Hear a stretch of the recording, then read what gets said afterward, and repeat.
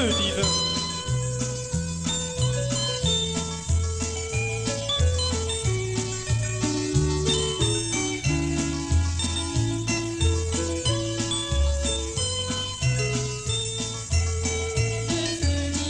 Le feu divin brûle dans mon cœur. Le feu divin brûle dans mon cœur.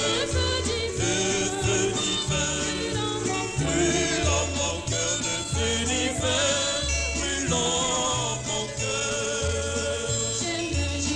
J'aime Jésus de tout mon cœur. J'aime Jésus de tout mon cœur. J'aime Jésus de tout mon cœur. J'aime Jésus de tout mon cœur. Mon cœur le loue avec ferveur. Mon cœur le loue avec ferveur. Mon cœur le loue avec ferveur. Mon cœur le loue avec ferveur. Alléluia, gloire à son nom. Alléluia, gloire à son nom. Alléluia, gloire à son nom. Alléluia, gloire à son nom. Jésus revient pour me chercher. Jésus revient pour me chercher. Jésus revient pour me chercher. Jésus revient pour me chercher. Oh, reçois-le de tout ton cœur. Oh, reçois-le de tout ton cœur. Oh, reçois-le de tout ton cœur. Oh, reçois-le de tout ton cœur.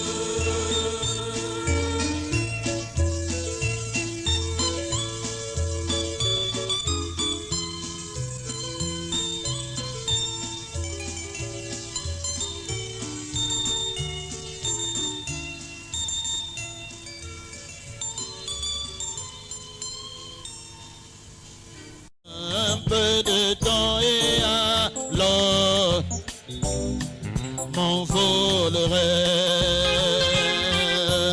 dans ce pays où la joie demeure. Je m'envole, moi je m'envolerai, je m'envolerai, oh gloire, je m'envolerai, oui à la fin, alléluia tout à l'heure, je m'envolerai quand l'ombre de ma vie sera partie, m'envolerai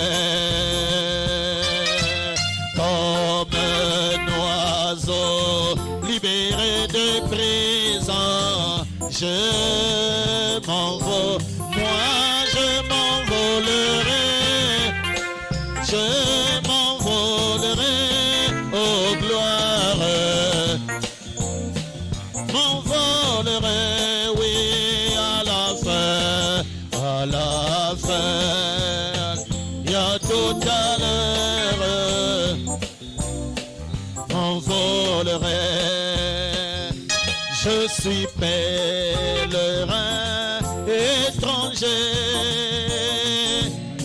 dans ce monde pécheur, oh sur ma route vers la cité. Amen.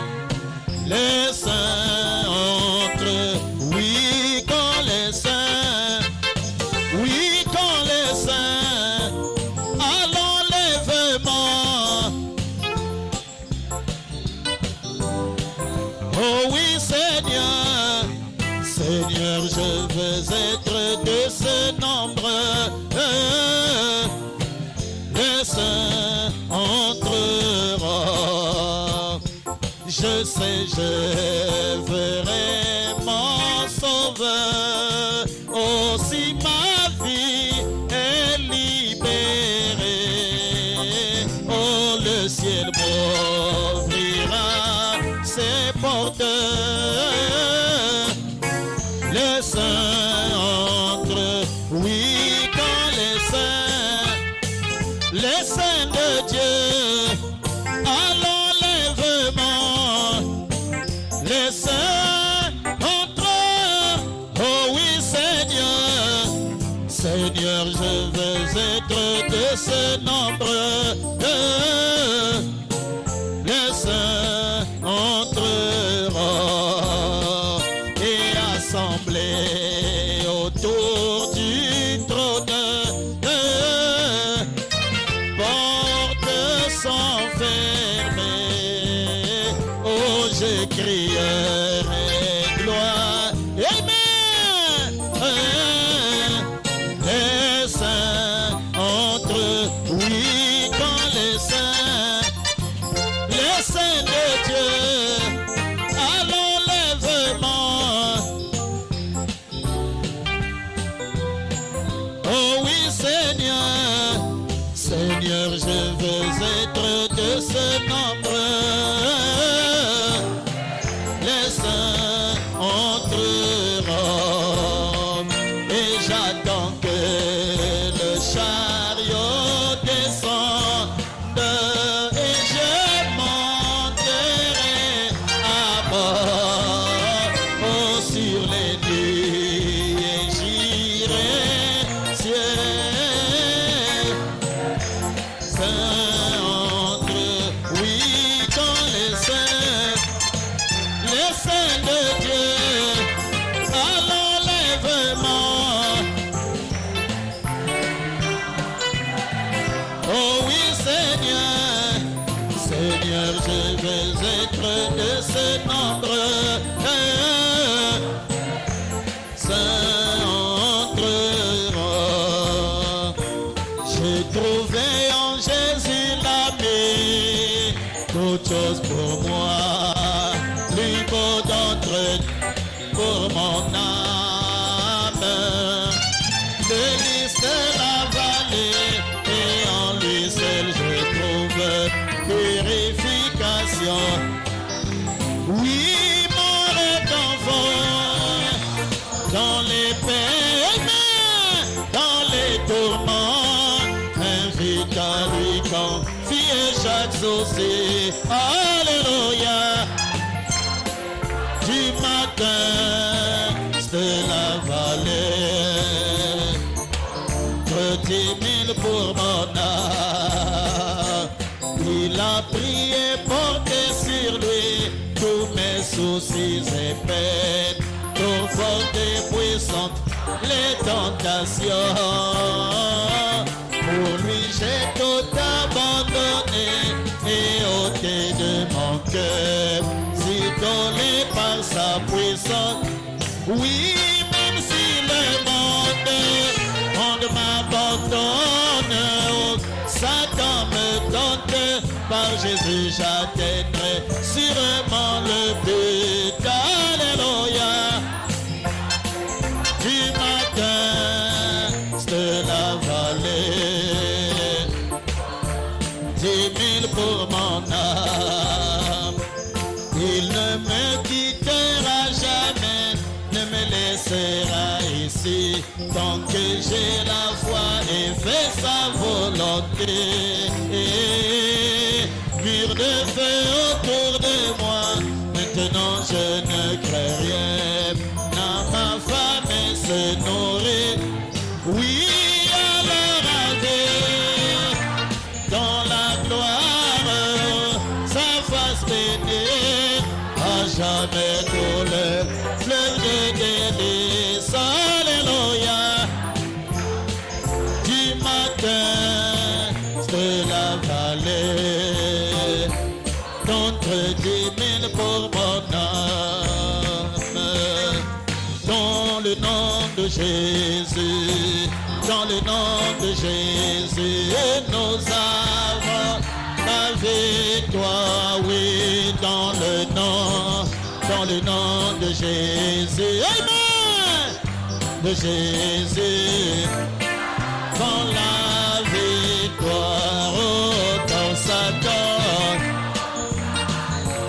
nous tend des pièges, c'est ce nom qui nous protège, ce beau nom de la victoire, de les élus, oh, quand Satan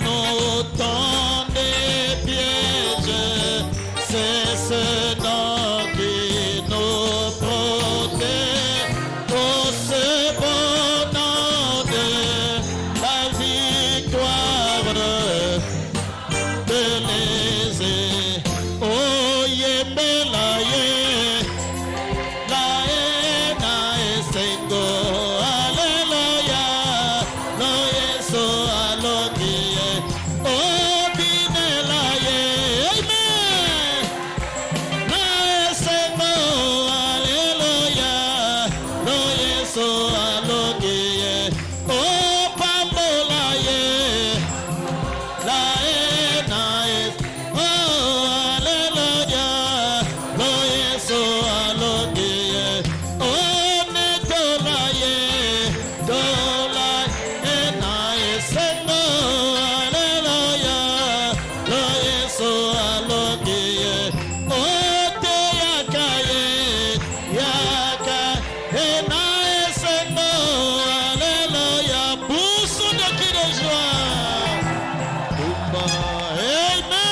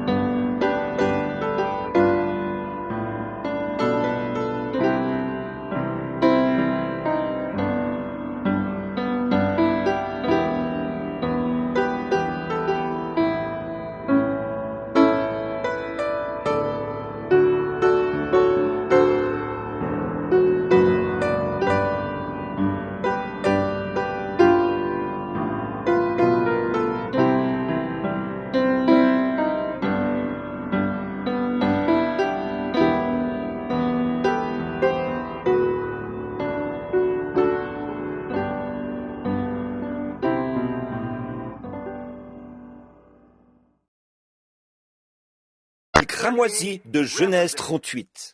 Le fil cramoisi, si vous remarquez, c'était Judas. Il avait eu des fils, et l'un de ses fils avait épousé une Cananéenne. Cette Cananéenne n'a pas eu d'enfant, et ce fils-là est mort.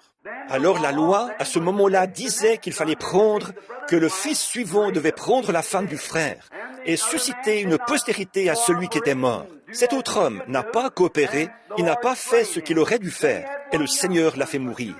Puis, il avait un jeune fils. Alors Judas a dit, « Attends, jusqu'à ce que ce fils arrive, sois grand, jusqu'à ce que tu puisses l'épouser. » Et quand il est devenu assez grand pour devoir épouser l'ancienne femme de ses deux frères, eh bien, il aurait dû alors la prendre, afin de susciter une postérité à ses frères qui étaient morts avant lui. Judas n'a pas donné à cette femme, à cette Cananéenne, son fils, ce jeune homme. Elle a laissé faire ce qu'il voulait. Donc, tout en sachant qu'elle agissait mal, elle est sortie de chez elle. Elle a couvert son visage d'un voile et s'est assise dans un lieu public comme l'aurait fait une prostituée. Judas est passé par là et a pris cette femme comme si c'était la sienne. Elle a fait la prostituée et il a eu une relation avec elle. Et elle a dit, « Quel marché veux-tu conclure avec moi ?» Et elle a dit, je donnerai un chevreau. Il a dit, eh bien, donne-moi un gage que tu le feras. Alors, elle lui a pris son bâton et son cachet et tout, et les a gardés. Et quand ils ont amené le chevreau, ils n'ont pas trouvé la prostituée, puisqu'elle n'était pas une prostituée. Après quelque temps, elle a présenté des signes qu'elle allait être mère. Et quand elle a présenté des signes qu'elle allait être mère, on est venu dire à Judas, ta belle-fille s'est prostituée. Ils ont dit, parce qu'elle va être mère, et tes 2 fils sont morts. Il a dit, eh bien, on la fera sortir et qu'elle soit brûlée. Alors, elle a envoyé dire à Judas, elle a dit, l'homme qui a fait ça, c'est celui à qui appartenait ce bâton et ce cachet. Bien, c'était son beau-père. Et il a dit, elle est moins coupable que moi. Or, quand elle a su que le moment était venu d'accoucher de ses enfants, c'était des jumeaux. Et quand le jumeau, le premier bébé qui allait naître, selon la vieille coutume juive, le premier enfant a le droit d'aînesse. Le premier enfant qui apparaît. Et ça, souvenez-vous, c'était son premier enfant. Aucun des fils n'avait eu d'enfant d'elle. Elle n'avait jamais eu d'enfant auparavant. Et quand son premier enfant est apparu, il a montré seulement une main. La sage-femme y a attaché un cordon de fil cramoisi, parce que le cordon de fil cramoisi évoquait la rédemption, que le premier fils de la Vierge Marie aurait le cordon de fil cramoisi de la rédemption. Et quand il a retiré sa main, c'est l'autre qui est sorti le premier. Et quand il a fait ça, elle a dit, « Pourquoi as-tu fait ça? C'est l'autre qui a le droit d'aînesse. » Alors, voilà ce que signifie Genèse 38. Vous voyez, c'est que le premier-né, et c'est ce qui a subsisté jusqu'à la venue du Seigneur Jésus-Christ, que le premier était sous la loi du rachat. Vous savez, j'ai dit, le petit mulet, vous savez, dont j'ai parlé, qui avait les yeux n'importe comment et les oreilles rabattues, mais s'il naissait avec un droit d'aînesse, un agneau innocent, parfait, mourrait à sa place. Voilà, c'est ça. Donc, voilà pour ce qui était du droit d'aînesse. Le premier bébé qui est apparu en sortant de la mer, ils ont vu cette main et ils savaient qu'elle allait peut-être rentrer de nouveau. Et quand il a avancé la main pour montrer que c'était lui qui l'avait, qu'il était le premier, la sage-femme y a attaché le fil cramoisi et il a retiré la main. Voyez? Mais il était le premier, absolument. C'était le cordon de fil cramoisi. Le cordon de fil cramoisi qui, tout au long de la Bible, signifie la rédemption. Cela annonçait la venue du premier-né. Le premier cheval qui naissait, la première vache qui naissait, quoi que ce soit, tout premier-né qui sortait était sous la loi du rachat. Devait être racheté, tout devait être racheté. Alléluia! Oh, cela me remplit de joie. Est-ce que vous saisissez? Le premier devait être racheté. C'était une loi. Béni soit le nom du Seigneur. Et quand Jésus-Christ est né, il a racheté le monde entier. Certainement, il était le rédempteur de toutes les créatures jamais créées sur la terre. Il était le rédempteur. Et là, toute rédemption se trouve en lui. Et vous ne pouvez venir par aucun autre moyen, ni par les bonnes œuvres, ni par une adhésion à l'Église, ni par quoi que ce soit. Vous devez venir par ce cordon de fil cramoisi, ce rédempteur, ce parent rédempteur. Très bien, maintenant la suivante, c'est où seront les présents, quels seront les présents envoyés en rapport avec la mort des 2 témoins d'Apocalypse 11. Oh, frère Palmer, quelle question tu peux poser? Donc, la rédemption, ces cordons ici, ce cordon de fil cramoisi, nous voyons que ça signifiait la rédemption. Maintenant, la question suivante, c'est que sont les présents dans Apocalypse 11? Il viendra un temps, maintenant ceci va répondre à une question à laquelle on a répondu l'autre soir, qu'un de mes amis prédicateurs a écrit à propos des Juifs. Comment ce serait? Or, il y a 3 ans et demi qui ont été promis à ces Juifs. Combien savent ça? 70 semaines ont été promises. Il est dit, le Messie viendra et sera retranché au milieu. Christ a prêché 3 ans et demi. Il a été tué après exactement 3 ans et demi. Il a prêché 3 ans et 6 mois. Et alors, l'abomination qui cause la désolation, la mosquée musulmane d'Omar, a été érigée sur la Terre Sainte. Comme Dieu l'a dit, 2500 ans avant que ça arrive, qu'elle se trouverait là. Le prophète l'a vu, il a vu ça, et il a dit que les gens des nations en auraient la possession jusqu'à ce que la dispensation des nations soit terminée. Maintenant, il y a encore 3 ans et demi qui ont été promis. Si vous remarquez, ces témoins d'Apocalypse 11 prophétisent pendant 1260 jours. Exactement 3 ans et demi. Donc, ils étaient revêtus de sacs. Maintenant, observez leur ministère, ce qu'ils sont. Or, ces 2 témoins sont tués. Alors, ils étaient retournés vers les Juifs après l'enlèvement de l'Église des Nations. L'Église des Nations rentre à la maison pour le souper des noces. De même que Rebecca a été emmenée dans la demeure d'Abraham avec Isaac, et que là, ils se sont mariés. Après quoi, Rebecca et Isaac se sont avancés en pleine possession de tout ce qu'Abraham avait. Tout est revenu à Isaac. Absolument. Et ça ne pouvait pas revenir à Isaac tant qu'Isaac n'était pas marié. Oh, alléluia! Voilà, c'est ça! Et Christ devient Dieu demeure entièrement, pour toujours et tout au long de l'éternité, dans ce corps parfait qui avait été défiguré. Une fois que l'agneau et l'épouse sont mariés au ciel, elles s'avancent en pleine possession, absolument. Isaac et Rebecca se sont avancés en pleine possession. Et pendant que cette cérémonie a lieu dans le ciel, où l'épouse des nations se marie avec le prince, le Fils de Dieu, dans la gloire. Pendant qu'ils se marient, 3 ans et demi s'écoulent, durant lesquels Moïse et Élie. En fait, Moïse n'a jamais été absent. Non, son corps a été emporté. Les anges l'ont pris. Il ne s'est pas décomposé. Il ne s'est pas corrompu. Il était un type parfait de Christ. Il est mort et les anges l'ont emporté. Et même le diable ignore où il a été enseveli. Il a essayé de disputer sa sépulture à l'archange Michel. C'est ce que la Bible dit. Dieu l'a pris dans l'enlèvement. Et Élie, quand il marchait là, lui, un prophète de Dieu, il est descendu au Jourdain. Il a ôté son manteau et a frappé les eaux. Et elles se sont partagées à droite et à gauche. Il est monté sur la montagne. Élisée a dit, « Pourquoi me suis-tu » Il a dit, « Je veux une double portion de ton esprit. » Il a dit, « Tu demandes une chose difficile. Mais si tu me vois pendant que je m'en irai, il ne l'a pas quitté des yeux. Au bout d'un moment, un char de feu, des anges de feu et des chevaux de feu sont descendus du ciel. Et Élie est monté sur ce char et il est parti dans la gloire. Il n'a jamais goûté à la mort. Il a été enlevé. Il faut qu'il meure. Et si vous observez ces 2 prophètes d'Apocalypse 11, ils font exactement ce que Moïse et Élie ont fait. Vous dites, frère Branham, est-ce que vous voulez dire par là qu'Élie et Moïse sont encore en vie? Absolument. En effet, avant la montagne de la transfiguration,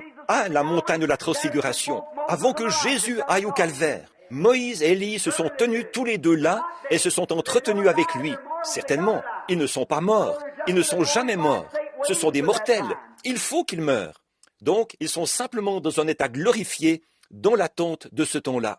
Et alors, quand ils reviennent et prêchent exactement 3 ans et demi, sous l'onction du baptême du Saint-Esprit, alors que les bénédictions ont été retirées aux gens des nations, que l'Église a été enlevée, que les gens de l'Église froide et formaliste sont pourchassés comme des chiens par les partis communistes et romains, qu'ils sont pourchassés et tués, qu'ils sont alors tués. Ces prophètes prêchent 3 ans et demi, et la Bible dit qu'ils ont été tués sur la place, qui est appelée, dans un sens spirituel, Sodome et Égypte, là où notre Seigneur a été crucifié. Ça, c'est là-bas, à Jérusalem. Vous voyez, là-bas, à Jérusalem, qui est appelé ainsi dans un sens spirituel. Et ils sont restés étendus sur la place pendant 3 jours et 3 nuits. Puis, à la fin des 3 jours et demi, l'esprit de vie est entré en eux. Et ils se sont relevés. Il fallait qu'ils meurent comme les autres mortels. Il le fallait. Et quand ces 2 prédicateurs ont été tués, ils ont prêché contre ce qui était mal. Et ils ont fait descendre le feu du ciel. Qui a fait ça? Voyez, ils ont fait descendre des plaies du ciel. Ils ont frappé la terre aussi vite que chaque fois qu'ils le voulaient. Et ils ont fait descendre le feu du ciel. Et ils ont fermé les cieux pour qu'il ne pleuve pas, aussi longtemps qu'ils le voulaient. Qui était-ce? Précisément Moïse et Élie. Voilà ces 2 témoins. Et quand ils ont tourmenté l'Église ou le monde par leur prédication, ils ont accueilli de nouveau les Juifs et les ont ramenés à la repentance. Ils les ont ramenés à la foi quand ils verront Jésus venir chercher l'épouse. Ils diront, voici, c'est notre Dieu, celui que nous avons attendu, c'est lui. Mais il ne vient pas pour eux, il vient pour son épouse. Et son épouse, quand Joseph est allé en Égypte, il n'a pas emmené ses frères avec lui, mais il a pris sa femme là-bas. Absolument. Mais quand il s'est fait connaître à ses frères, personne n'était présent. C'est tout à fait vrai. Et quand il se fera connaître à ses Juifs, il n'y aura là personne d'autre que les Juifs. Ceux qui avaient tué Joseph se tenaient là. Et il a dit, eh bien, je suis Joseph, votre frère. Et il a pleuré. Et ils ont dit, maintenant nous savons que nous allons le payer cher, parce que nous l'avons tué. C'est la même chose. Ces Juifs auront ce grand temps de détresse, juste avant la venue.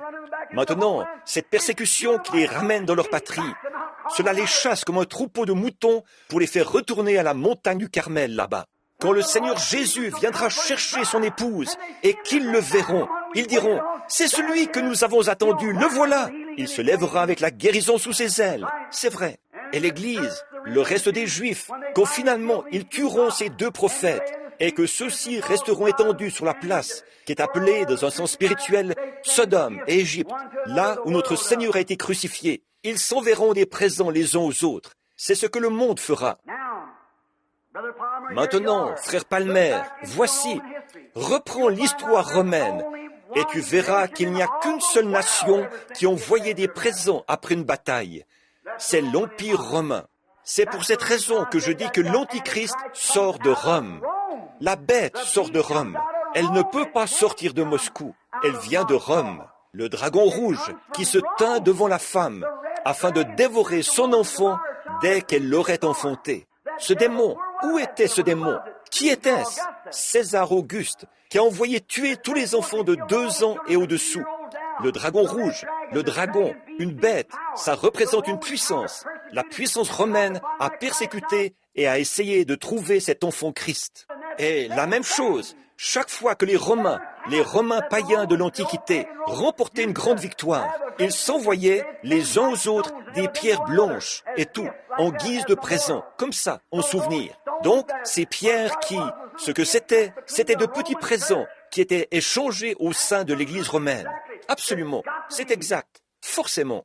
Je me suis trouvé là, à la Cité du Vatican, et je l'ai vérifié dans la Bible, le pape qui porte une triple couronne. Vicarius, Filii, Dei, toutes ces choses que j'ai entendues et tout, sont l'exacte vérité. Un groupe religieux qui gouverne chaque nation sous le ciel.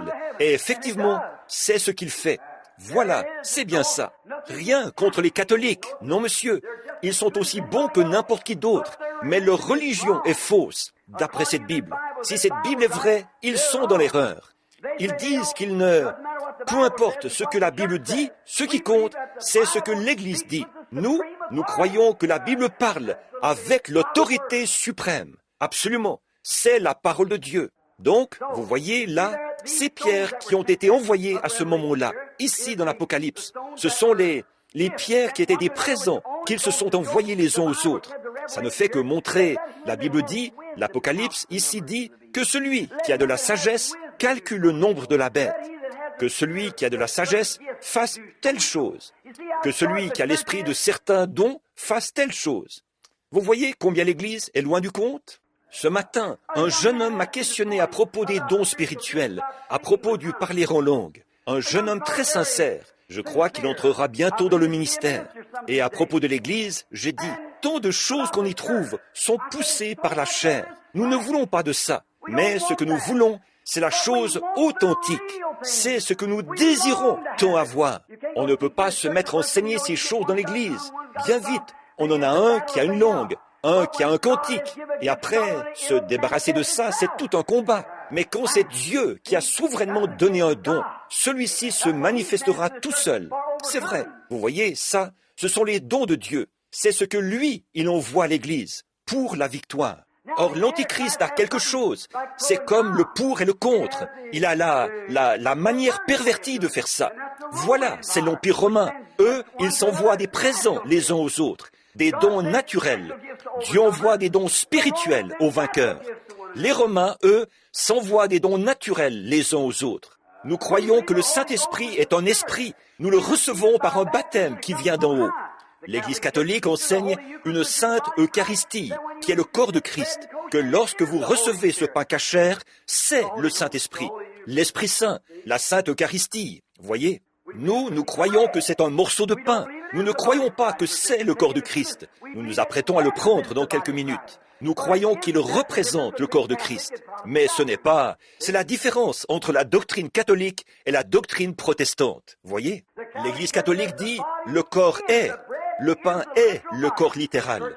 L'Église a le pouvoir de transformer ceci. Avez-vous déjà vu un catholique passer devant une église, incliner la tête et faire des signes de croix?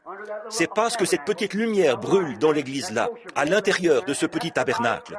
Il y a une petite lumière là-dedans, et ce pain cachère s'y trouve, et c'est le corps de Christ. Et quand vous prenez ça, vous prenez carrément le corps littéral de Christ, lors de votre première communion et de vos confessions et tout. Vous prenez littéralement le corps de Christ. Nous disons que cela représente le corps de Christ. Vous voyez, que ce n'est absolument rien d'autre qu'un morceau de pain. Et peu importe, même si ce n'était pas du pain, si c'était n'importe quoi d'autre, ça le représenterait quand même. C'est exact. C'est comme ces gens qui disent « Je ne voudrais pas être baptisé dans un bassin, je veux être baptisé dans la rivière. » Qu'est-ce que ça change, pourvu que vous soyez baptisé? Si c'est dans un bassin d'eau, eh bien, Philippe a été baptisé dans un bassin d'eau, quand l'eunuque a été baptisé. Quand Philippe a baptisé l'eunuque dans le bassin d'eau, le Saint-Esprit l'a enlevé, à tel point qu'il a transporté Philippe. On ne l'a revu que 300 kilomètres plus loin. Il l'a transporté par l'Esprit. Il lui a envoyé du ciel un char pour l'emmener 300 kilomètres plus loin. Amen. Merveilleux. Maintenant, où seront les saints après le règne de 1000 ans? Et quel genre de corps auront-ils? J'y reviendrai dans un instant. Ils seront avec Jésus. Très bien. La 7e question. Comment jugerons-nous les anges? Ça se trouve, comment jugerons-nous les anges? Du fait que nous sommes des fils et des filles de Dieu. Les anges sont des serviteurs. Nous sommes des fils et des filles de Dieu. Et la Bible dit que nous jugerons les anges. C'est vrai. Bon, maintenant, si vous... La 8e question. Pourquoi les cheveux à cause des anges de 1 Corinthiens? Maintenant, que quelqu'un me cherche 1 Corinthiens, le chapitre 11, et nous verrons là, vous allez constater que dans 1 Corinthiens, le chapitre 11, nous constatons que c'est Paul qui parle. Donnez-moi un instant pour prendre cela. Nous allons le lire en vitesse et alors nous l'aurons. J'ai quelque chose à dire sur cet autre verset ici. J'espère que le Seigneur va nous le donner comme il faudrait que nous l'ayons. Si quelqu'un le trouve, il me semble bien que c'est le chapitre 11. Oui, très bien. Maintenant, écoutez attentivement, très attentivement maintenant, pour que vous compreniez. Maintenant, tout votre conscient, mettez ça dans votre poche de gilet, jusqu'à ce que j'ai fini de lire. Vous voyez, que j'ai commenté cela. Écoutez très attentivement. Ceci, c'est ainsi dit le Seigneur. Soyez mes imitateurs, comme je le suis moi-même de Christ. Paul a dit, suivez-moi, tout comme moi, je suis Christ. Je vous loue de ce que vous vous souvenez de moi à tous égards, et de ce que vous retenez mes instructions telles que je vous les ai données. Je veux cependant que vous sachiez que Christ est le chef de tout homme, que l'homme est le chef de la femme, et que Dieu est le chef de Christ. Vous voyez comment c'est? Dieu, Christ, l'homme, la femme. Bon, tout homme qui prie ou qui prophétise la tête couverte déshonore Christ. Toute femme, au contraire, qui prie ou qui prophétise la tête non voilée déshonore son chef. Maintenant, nous allons prendre un instant pour vous montrer que c'est la chevelure de la femme qui est son voile. C'est comme si elle était rasée. Ça veut dire que si elle a l'intention de se couper les cheveux, alors qu'elle se les rase complètement. Car si une femme n'est pas voilée, qu'elle se coupe aussi les cheveux. Couper signifie raser, vous voyez. Or, s'il est honteux pour une femme d'avoir les cheveux coupés ou d'être rasée, qu'elle se voile. Maintenant, nous en venons à la question que vous posez, voyez. Très bien. Alors effectivement, c'est mal pour une dame de se couper les cheveux, selon la Bible. Maintenant, écoutez ici et voyez si la Bible ne donne pas à l'homme le droit légal de répudier sa femme, si elle se coupe les cheveux. Voyez si c'est vrai ou pas. Si l'homme ne doit pas se couvrir la tête, c'est-à-dire avoir les cheveux longs, puisqu'il est à l'image et à la gloire de Dieu, tandis que la femme est à la gloire de l'homme. Avez-vous déjà pensé à ça? Maintenant, je veux m'arrêter ici, parce que je veux que ceci pénètre profondément, vous voyez. Et maintenant, souvenez-vous, j'ai vu des dizaines de milliers de femmes charmantes que je connais en ce moment, et il y en a beaucoup qui sont assises dans cette église, qui ont les cheveux courts, qui sont chrétiennes.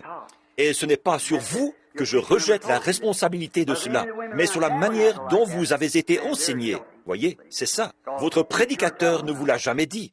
Par contre, si des femmes qui fréquentent le tabernacle sont comme ça, alors elles sont coupables. Vous voyez, parce que nous leur en parlons, ça c'est sûr. Bon, maintenant, regardez bien ceci. L'homme, verset 7, l'homme. Maintenant, qui parle ici? Il arrive qu'une dame dise, « Oh, Paul était un vieux misogyne. » Bon, eh bien, pendant que nous y sommes, prenons donc Galates 1.8, ici, pour voir ce que Paul en dit. Vous voyez, dans Galates 1.8, vous constaterez que Paul dit ici, dans Galates 1.8, quand nous-mêmes, quand un ange du ciel annoncerait un autre évangile que celui que vous avez déjà entendu, qu'il soit anathème. Alors, ne me blâmez pas, c'est lui qu'il faut blâmer, vous voyez. L'homme ne doit pas se couvrir la tête, puisqu'il est à la gloire et à l'image de Dieu, tandis que la femme est à la gloire et à l'image de l'homme. Maintenant, regardez bien le verset suivant. En effet, l'homme n'a pas été tiré de la femme, mais la femme a été tirée de l'homme. Et l'homme n'a pas été créé à cause de la femme, mais la femme a été créée à cause de l'homme.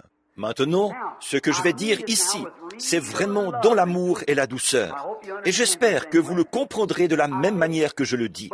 Mais l'Amérique, moi qui voyage à l'étranger, je trouve que l'Amérique est le pays qui a pour ses femmes des règles parmi les plus avilissantes, les plus dégradantes de tous les pays du monde. Paris, en France, aurait l'air d'un gratte-ciel à côté de la manière dont l'Amérique laisse faire ses femmes. C'est une honte. Vous êtes-vous rendu compte que le Dieu de l'Amérique, c'est la femme? Je peux vous le prouver par cette Bible. C'est vrai. Vous rendez-vous compte qu'il doit en être ainsi pour que l'Église catholique puisse introduire sa doctrine de la Vierge Marie? Maintenant, si la femme n'a pas été créée à cause de l'homme, si l'homme n'a pas été créé à cause de la femme, mais que c'est la femme qui a été créée à cause de l'homme, alors comment pouvez-vous adorer une femme? Voyez? Maintenant, ce qui est à l'origine de ça, cette chose a commencé à Paris et a atterri à Hollywood. Maintenant, Paris doit venir à Hollywood pour chercher ses modèles et chercher ses modes et tout. Voilà la déchéance de nos femmes américaines. Qu'est-ce que c'est?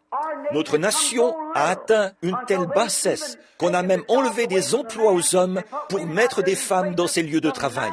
Alors, on en est au point où pratiquement 90% d'entre elles sont des prostituées. Et parlons des hommes, eux, ils sont finis. C'est sûr, parce que ce sont des femmes qui font leur boulot. Et on est tombé tellement bas qu'on met des femmes dans la rue comme gardiennes de la paix. Ça, c'est une honte pour n'importe quelle nation. Oui, monsieur.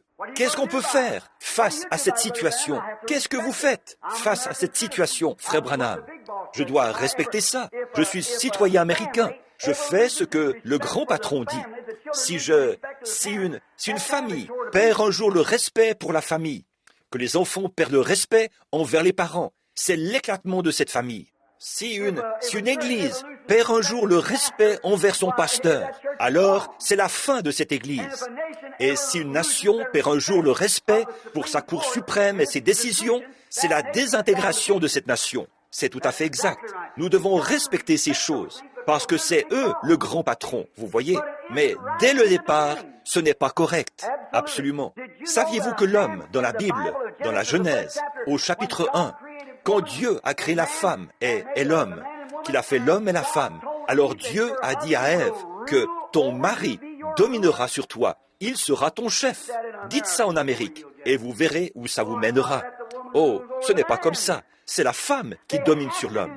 Forcément, les établissements publics sont organisés. S'il le fallait, je pourrais faire venir des femmes qui se sont présentées dans mon bureau, là. Des douzaines de femmes très bien. Je ne dis pas que toutes les femmes ne devraient pas travailler. Parfois, elles sont obligées de le faire. Elles ont peut-être un mari malade ou quelque chose comme ça, et elles sont obligées de travailler. Mais si ce n'est pas une obligation, elles ne devraient pas le faire. Leur place est au foyer, leur petit château. C'est exactement là qu'elles devraient être. On a accordé à nos femmes américaines le privilège de s'émanciper, quitte à en mourir. Même parmi tous les animaux et tout, quand cette situation domine, alors ça provoque la déchéance de toute la race. Il y a un petit oiseau en Afrique, et c'est un genre de petit pic. Or, généralement, la femelle est toujours la plus laide des deux. Le mâle est toujours le plus beau. Le cerf mâle, le wapiti mâle, le faisan mâle, le poulet mâle. Il est toujours le plus, parce que la femelle, c'est l'oiseau du foyer. Elle reste sur le nid, elle élève ses petits. Elle est camouflée à la vue du faucon, du serpent, du coyote et quoi encore, vous voyez, pour élever ses petits. Mais dans la race ou dans le sexe où c'est la femme ou la femelle qui domine sur le plan de la beauté, c'est toujours la déchéance. En Afrique, prenons un oiseau. Il y a là-bas un petit oiseau et, à ma connaissance, c'est le seul oiseau sur les différents continents dont la femelle est plus belle que le mâle. Et ce qui arrive, cet oiseau se prostitue sans cesse. Elle trotte partout pour trouver un mâle. Elle va pondre des œufs après s'être accouplée avec lui. Et elle laisse le mâle couver les œufs pendant qu'elle part à la recherche d'un autre mâle. C'est tout à fait vrai. Vous voyez ce que je veux dire? Maintenant, regardez, en Amérique, aujourd'hui, les femmes de chez nous. Un jeune homme du Kentucky m'a dit, il y a quelques jours, que 800 femmes travaillaient dans une certaine usine ici au Kentucky.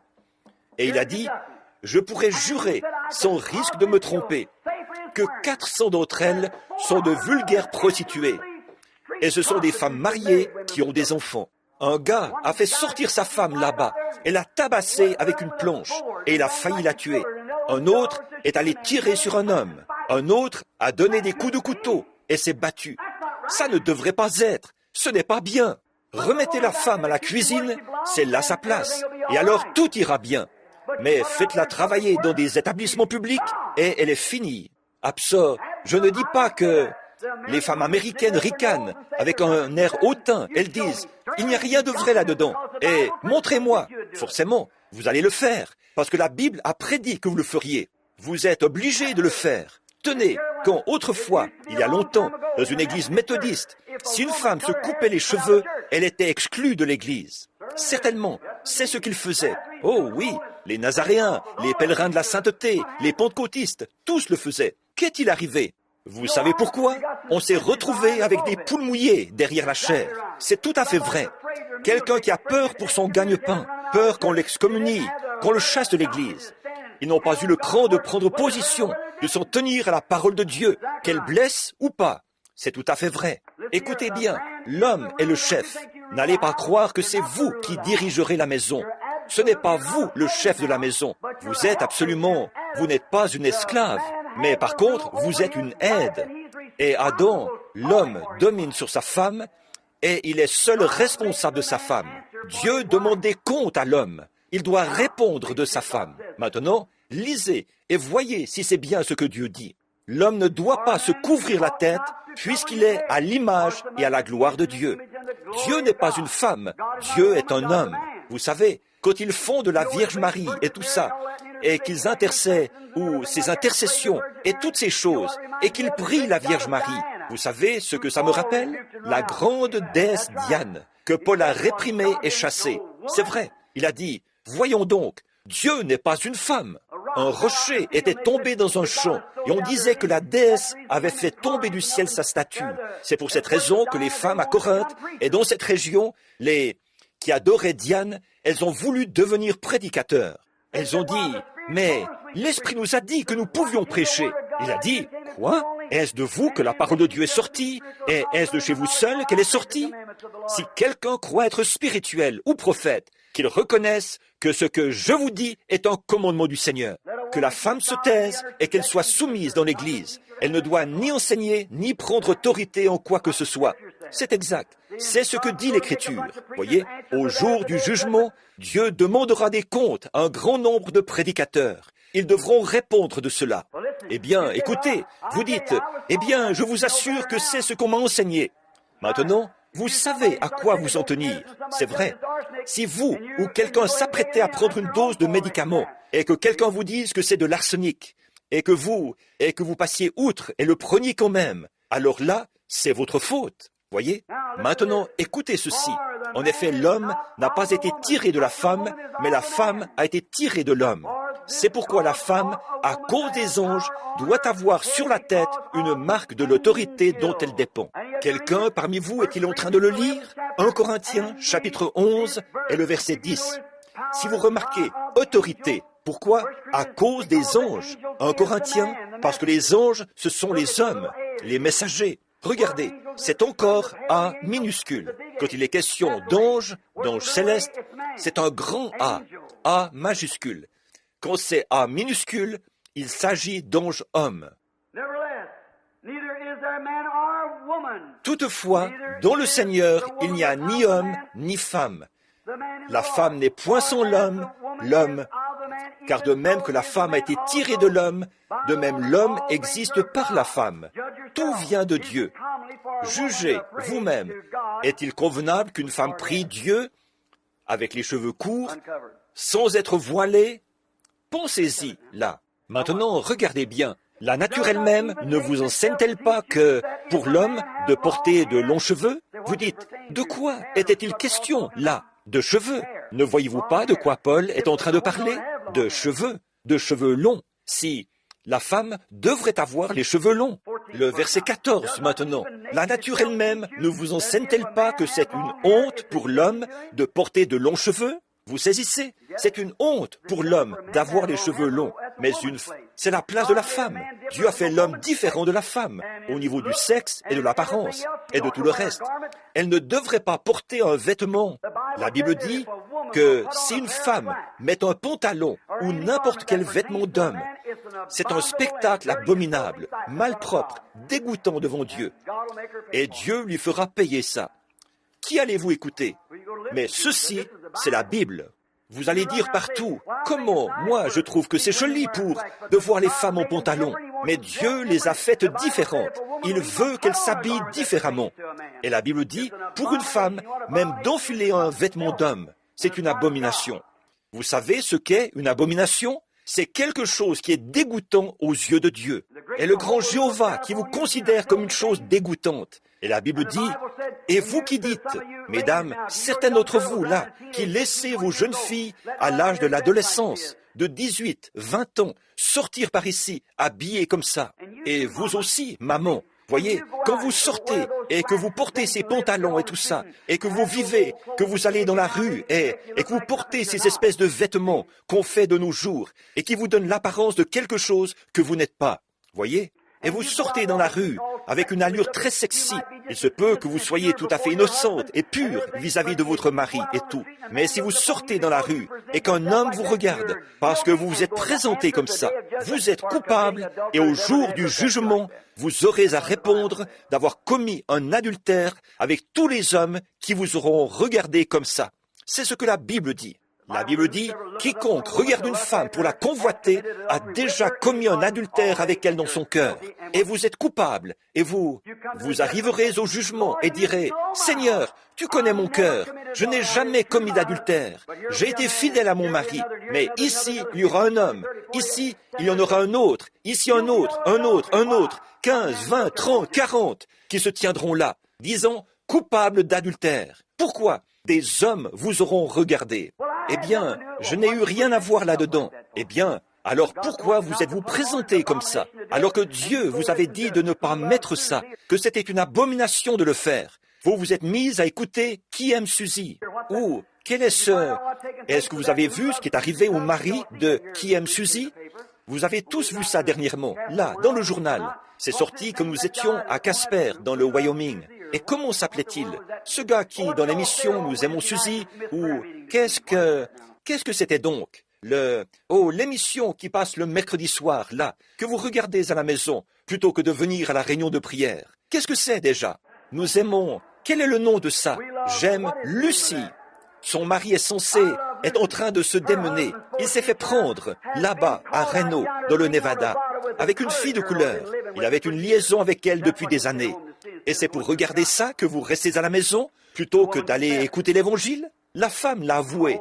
Oh, miséricorde! En dehors de Jésus-Christ, rien n'est pur. Soyez bénis, frère. Je vais vous dire une chose, mon ami.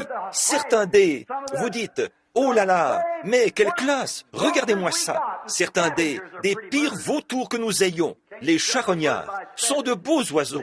On ne peut pas juger un oiseau à son plumage, vous voyez. Alors, souvenez-vous-en, oh là là. Maintenant, regardez bien, la nature elle-même, ça c'est au verset 14. Ne vous enseigne-t-elle pas que c'est une honte pour l'homme de porter de longs cheveux? C'est réservé à la femme. Mais que c'est une gloire pour la femme d'en porter? Maintenant, de quoi parle-t-il? D'un chapeau que vous, les catholiques, portez à l'église? Oh, que non! D'une petite coiffe sur le sommet de votre tête, faite avec un mouchoir? Il parle de vos cheveux. Bon, et si une femme se coupe les cheveux, elle coupe sa gloire, et il ne lui est pas permis d'aller prier à l'autel. Vous voyez exactement ce qui est dit ici. Est-il convenable qu'une femme aille prier sans avoir la tête voilée? Il dit ici, eh bien, il faut qu'elle se coupe les cheveux, alors qu'elle se rase, qu'elle ait le crâne complètement lisse. Et si elle se rase, qu'elle a le crâne complètement lisse, il dit, c'est un déshonneur, c'est une honte pour une femme de faire ça. Alors il dit, elle devrait être voilée. Bon, moi je ne fais que lire la lettre de Paul. Vous maintenant, c'est à vous de décider, vous voyez? Mais que c'est une gloire pour la femme d'en porter, parce que la chevelure lui était donnée comme voile. Est-ce qu'il est dit qu'on lui donnera un chapeau? Vous les catholiques, ou vous les protestants, l'un ou l'autre, qui allez à l'église et voulez porter un chapeau, qui dites, eh bien, je vais à l'église, je devrais mettre un chapeau. Non, vous devriez laisser pousser vos cheveux. C'est bien différent, voyez? Parce que la chevelure lui a été donnée comme voile. Et c'est une honte pour elle d'entrer de l'église sans être voilée, d'aller prier à l'autel. Si quelqu'un se plaît je ne crois pas que j'arrive à prononcer ce mot. C-O-N-T-E, contester. Vous savez ce qu'est contester? Nous n'avons pas cette habitude non plus que l'Église de Dieu. Maintenant, si vous voulez argumenter à ce sujet, débattez-en avec cela. Très bien. Si vous voulez contester à ce sujet, oh, ça ne change rien, ça. Laissons-les faire. Voyons, pour moi, ce n'est rien. De toute manière, ce n'est pas une question de cheveux, c'est une question de cœur. C'est vrai, si le cœur est comme il devrait être, les cheveux seront comme ils devraient être. Oui, allez-y, si vous voulez contester. Paul a dit, nous n'avons pas cette habitude, non plus que l'Église de Dieu. Il a dit, si vous voulez vous mettre du côté de Caïn, eh bien, alors allez-y. Mais ceci, c'est ce que Paul a dit. Oh, et je ne veux pas rire, parce qu'il n'y a pas de quoi rire. Mais je vous le dis, mes amis, c'est honteux de voir qu'on ait pu permettre de faire toutes ces choses. Écoutez, quant à vous, mes chères sœurs, oui, je veux que vous soigniez votre présentation et que vous donniez le meilleur de vous-même. C'est comme ça que vous devriez être.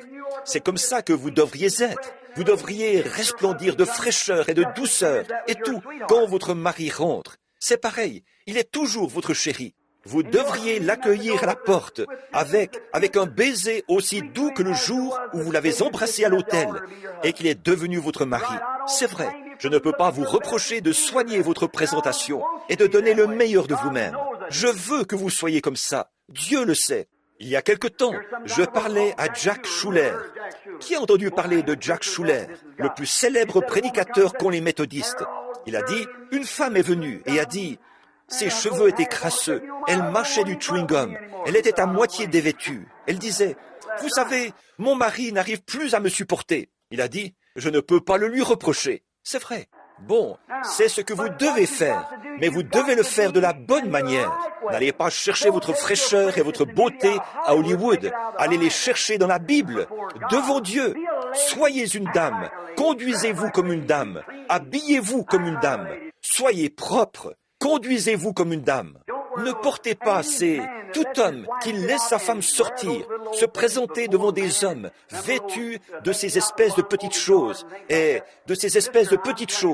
sortir sur la pelouse et tondre le gazon, ce genre de choses-là. Monsieur, je vais vous dire une chose, mon frère, je ne veux pas être méchant, Dieu le sait, c'est mon cœur qui parle. Mais il faudra que je change énormément avant que je laisse la mienne faire ça. Je serai le chef là-haut sur la colline, aussi longtemps que je le pourrai. Vous voyez? Et quand je ne le pourrai plus, je m'en irai. C'est vrai. Oh, frère, c'est honteux et déshonorant pour les femmes de faire ça. Et je ne veux pas dire, sœur, je ne suis pas en train de vous rabaisser. J'essaie juste de dire, notre église ici n'a pas de membres. Les gens viennent ici tout simplement. Mais ceci est une maison de Dieu. Et nous disons clairement aux gens de ne pas porter ces choses. Que ça, vous aurez à en répondre au jour du jugement. Maintenant, regardez bien ici. Et laissez pousser vos cheveux. Vous voyez, et soyez une dame. Maintenant, en donnant cet avertissement, ce que je ne loue point, c'est que vous vous assemblez non pour devenir meilleur, mais pour devenir pire. Et d'abord, j'apprends que lorsque vous vous réunissez en assemblée, il y a parmi vous des divisions, et ainsi de suite. Ça passe maintenant à la table de communion. Maintenant, écoutez ça. Voilà pourquoi les anges. Maintenant, frère Palmer, sur cette bande, je ne te dis pas de prêcher là-bas la même chose que moi ici. Mais tu sais pertinemment, étant toi-même prédicateur, tu sais que c'est la vérité, frère. Très bien. Donc, les anges ici sont les hommes. Si tu remarques, frère Palmer, c'est une minuscule. Les anges. Et la Bible continue. Il parle là de l'homme et de sa femme, tu vois. C'est ça le sujet. C'est ce qui fait que les gens s'embrouillent tellement avec la Bible. Ils disent, eh bien, Dieu dit une chose ici et une... Non, vous sortez du sujet. Restez dans le même sujet, c'est tout. Il parle là de l'homme et de sa femme. Maintenant, encore une chose que j'aimerais aborder juste avant de terminer. Ça me prendra environ 2 minutes. Où seront les saints après le règne de 1000 ans? Et quel genre de corps auront-ils? Je trouve cette question absolument charmante. J'aime vraiment ça. Maintenant, regardons-la de plus près.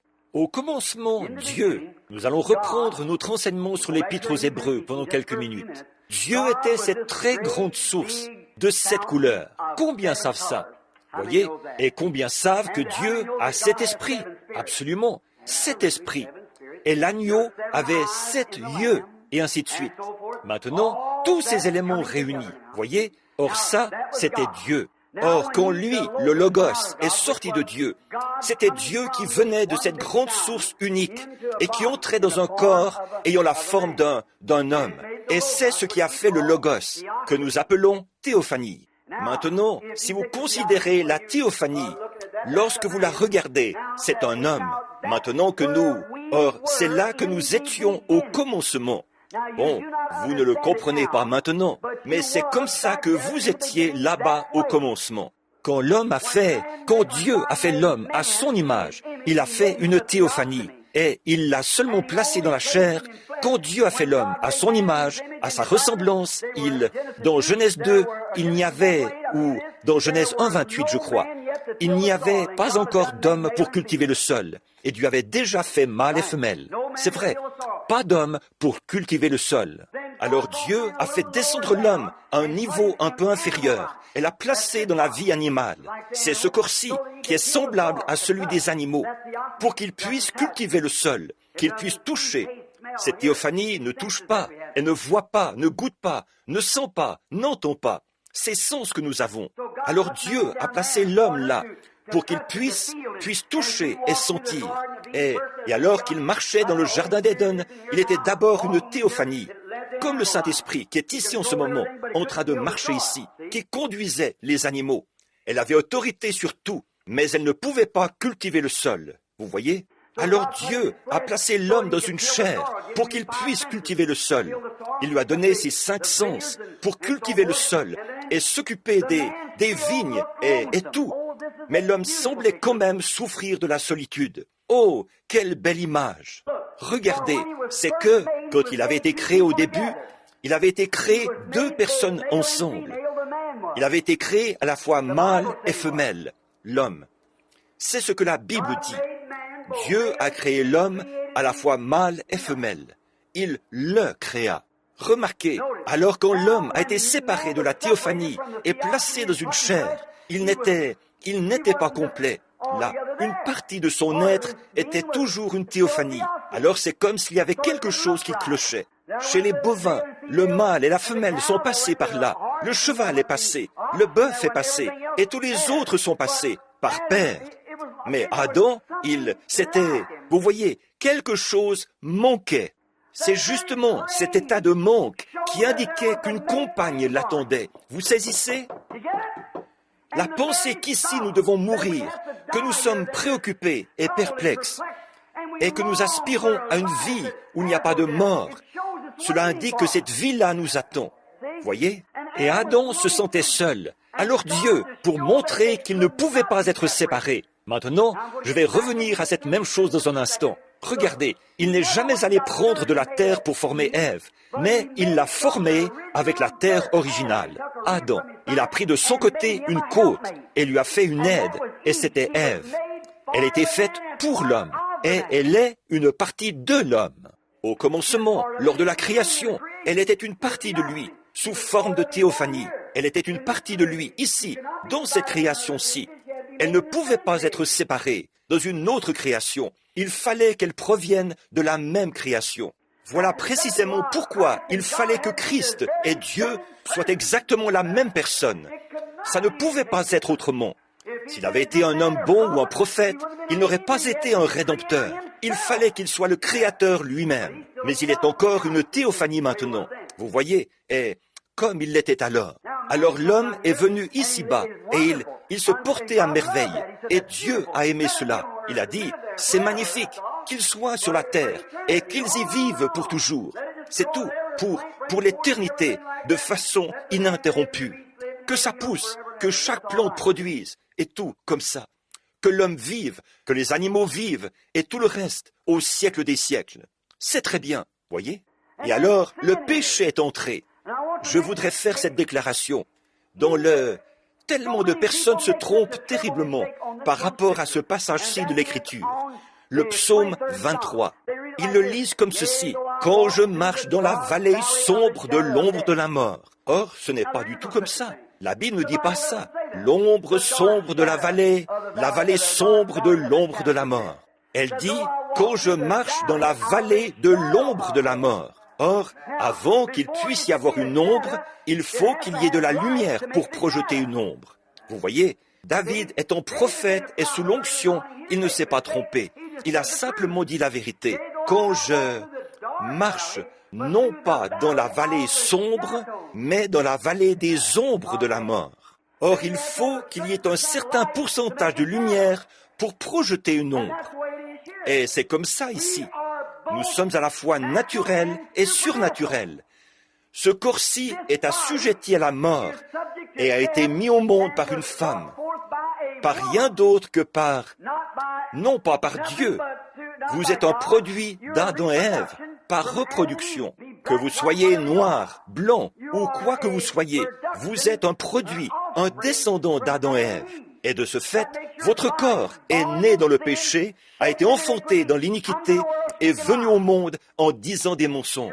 Vous êtes perdu et condamné au commencement de votre vie, sans même la moindre chance. Alors, puisque l'esprit que vous avez vous a été donné par la nature, et par la nature, il a été transmis par le rapport sexuel, le désir entre un homme et une femme qui produit un enfant terrestre.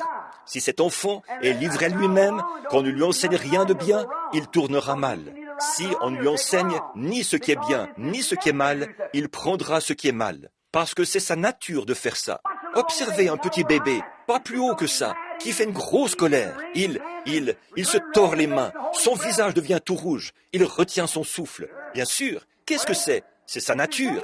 Il a hérité de son papa ou de sa maman, de l'un des deux. Elle avait un tempérament assez colérique pour affronter une scie circulaire. Ou bien, c'était son papa. Si ce n'était pas eux, c'était son grand-père ou sa grand-mère. Vous voyez, il est leur descendant. Et de ce fait, vous êtes nés dans le monde. Vous y venez par la nature. Et tout votre être est noir, sale, condamné, maudit et se dirige vers l'enfer. C'est vrai. Mais quand vous naissez de nouveau, alors la lumière de Dieu resplendit dans cette âme. Alléluia! Alors ce n'est plus une vallée sombre, mais c'est une vallée avec une ombre. Il se peut que vous soyez voilés ici par la chair et par différentes choses qui couvrent notre visage. Mais il y a là assez de lumière. Et un jour, cette lumière et ces ténèbres devront se séparer. Et quand la lumière brille, les ténèbres se dissipent. Quand nous partons pour être avec Christ, dans ce corps-là, les ténèbres et la mort disparaissent.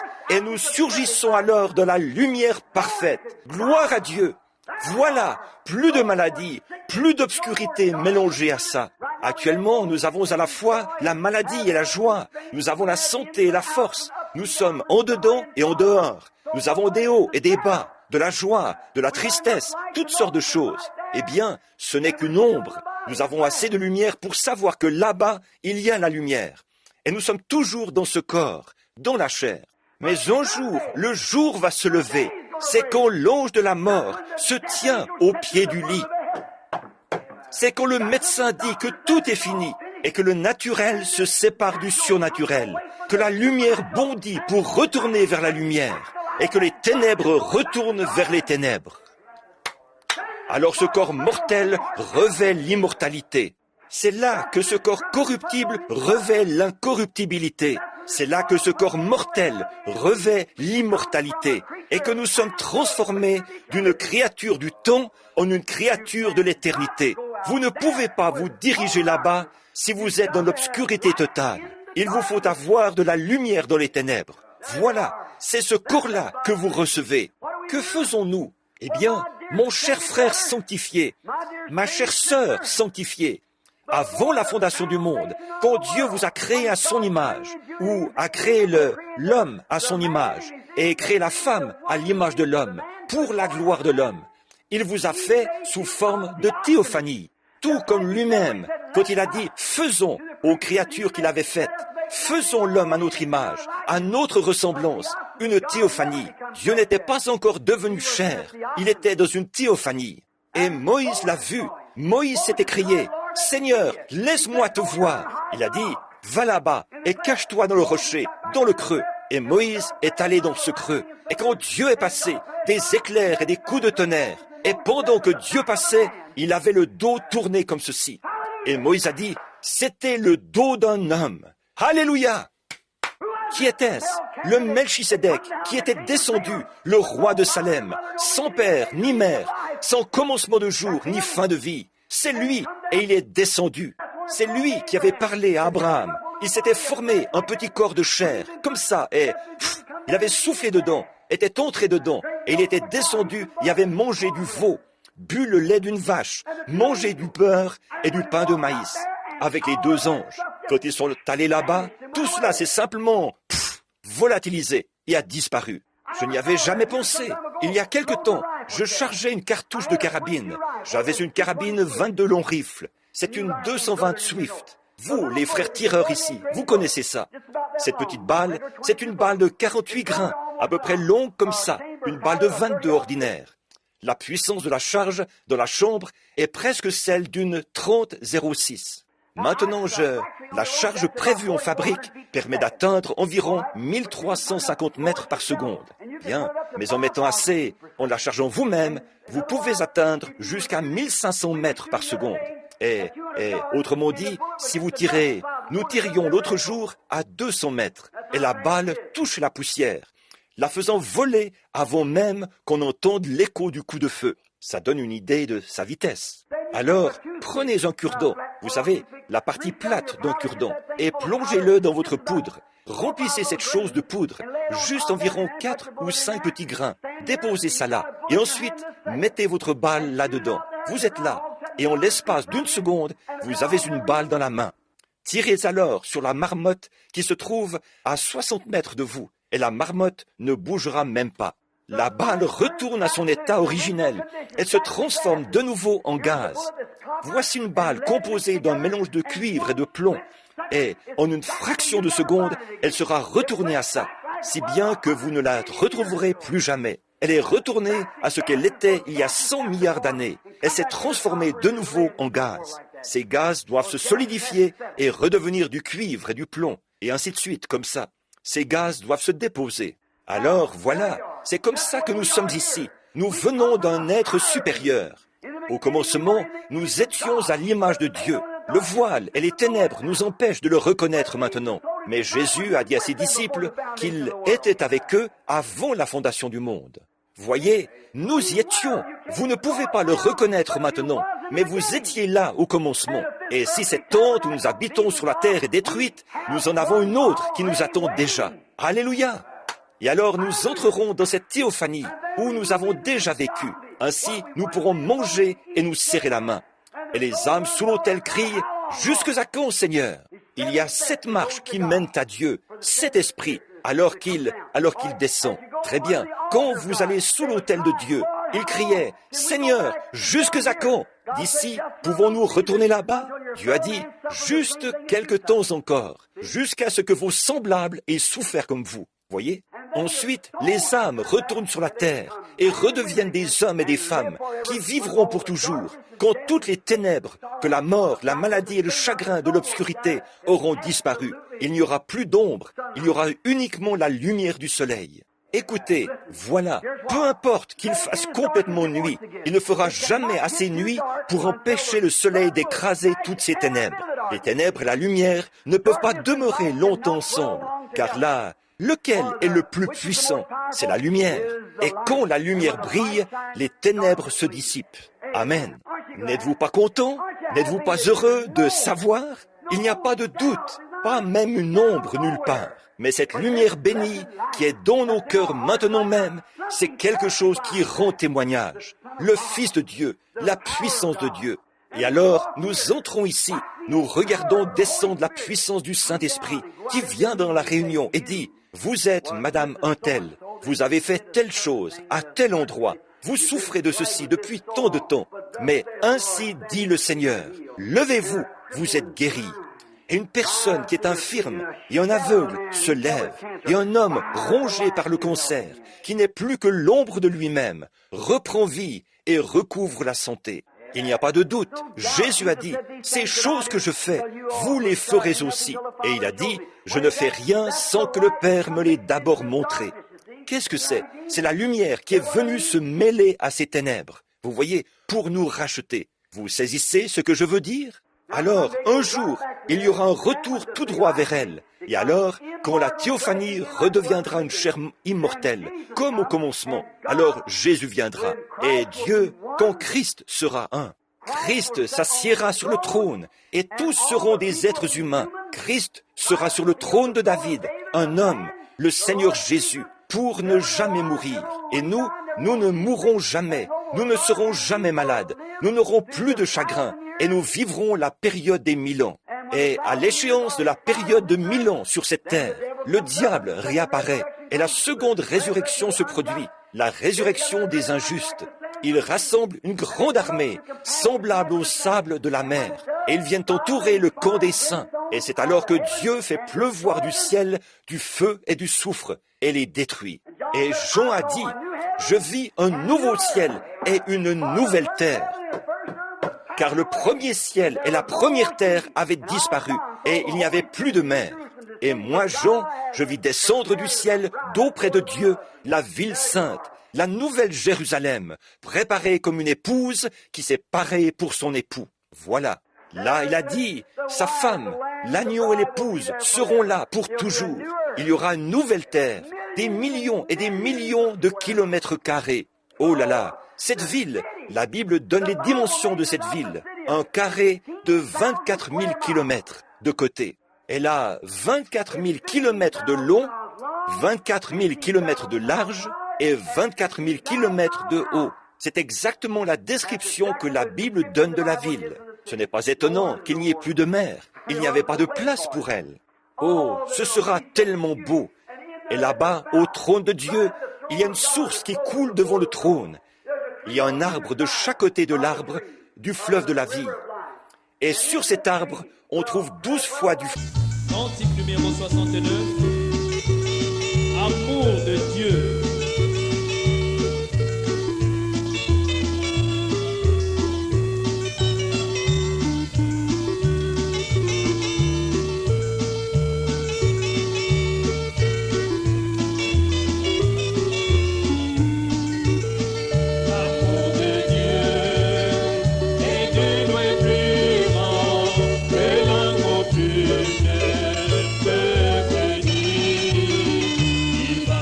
Que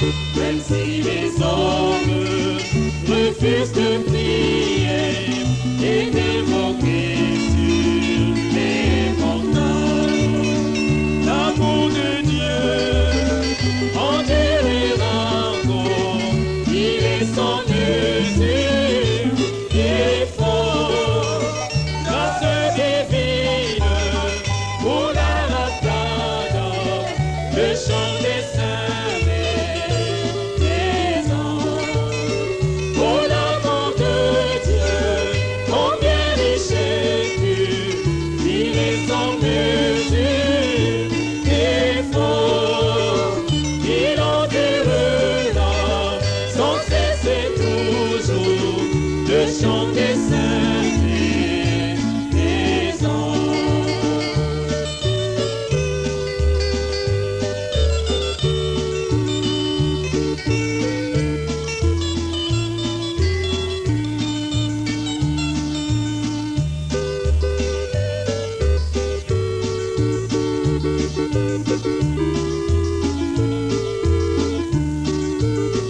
Si les océans étaient pleins d'encre et les secrets de parchemin, si chaque tige était une plume et tout honneur des écrivains, et si l'amour de Dieu céleste sécherait les océans, le rouleau ne peut contenir le tout, quoiqu'étendu tout à l'eau. Oh, l'amour de Dieu, combien riche et pur, il est sans mesure et fort, il endurera sans cesser toujours le chant des saints et des anges. Pour l'amour de Dieu, combien riche et pur, il est sans mesure et fort, il endurera sans cesser toujours le chant des saints